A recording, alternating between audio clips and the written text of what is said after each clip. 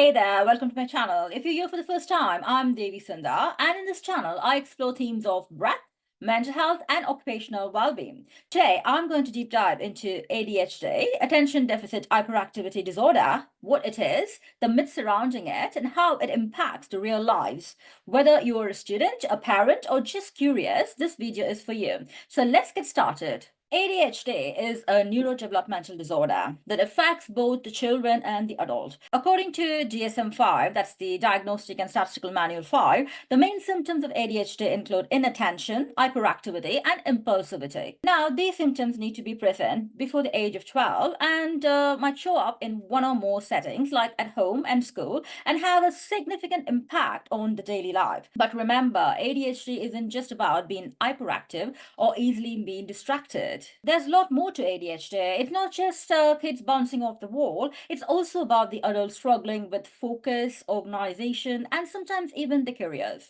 ADHD can look different depending on the person. Now, let's tackle some of the most common myths about ADHD. Myth number one, ADHD isn't real. It's just an excuse for bad behavior. This couldn't be further from truth. ADHD is a recognized medical condition supported by scientific research.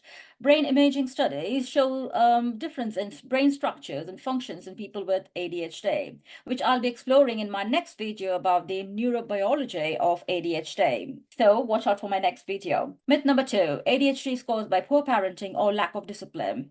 ADHD isn't caused by bad parenting. It's a neurobiological disorder with a strong genetic component. Sure, environmental factors can play a role, but they don't cause ADHD.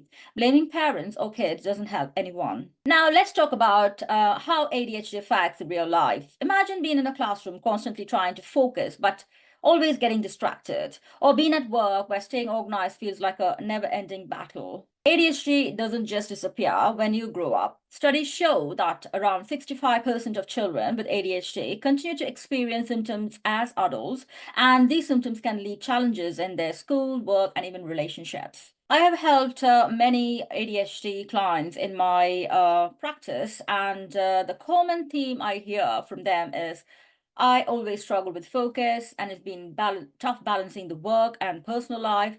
And people often think that they are lazy, and but the truth is, they work twice as much than the other people, but the task seems to be harder for them to keep it up and level up to the other people, and that gets them into a frustration, demotivation, procrastination, depression disorders, all those things jumbled up impacts their mental health. Hearing stories like that put things in perspective, doesn't it? ADHD is more than just a childhood disorder. It's a lifelong challenge for many. Unfortunately, the myths and misunderstandings create stigma around ADHD, making it harder for people to seek help at the right time. But remember, with the right support and strategies at the right time, individuals with ADHD can thrive. If you or someone you know is struggling with ADHD, don't hesitate to reach out to a healthcare professional. Early diagnosis and intervention make a huge difference. And remember, it requires patience to deal with therapy in ADHD, and so impulsivity and inattention of the caregivers can ruin the treatment procedure.